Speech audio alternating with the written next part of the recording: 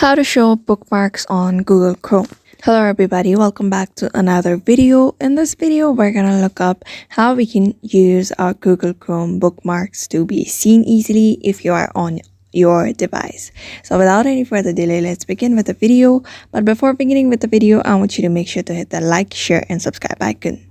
So first thing first, of course, open your Chrome browser. Just open your Chrome browser. If you don't have, just download it from Play Store. After that, in order to see the bookmark settings, you just need to tap on this three dot at the top right, you can see.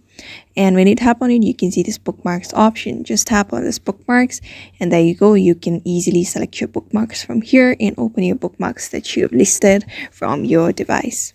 Just tap on it and you will be able to see the bookmarks. However, we can't really see it directly like we can see it on desktop. So the next method we can do is just get back to your home page. After getting back to your home page, just long press your home page and you will be able to see this widgets option. Just tap on widgets and there scroll down until you see Chrome. After seeing Chrome, just tap on the drop down option here, and when you scroll down you will be able to see these Chrome bookmarks.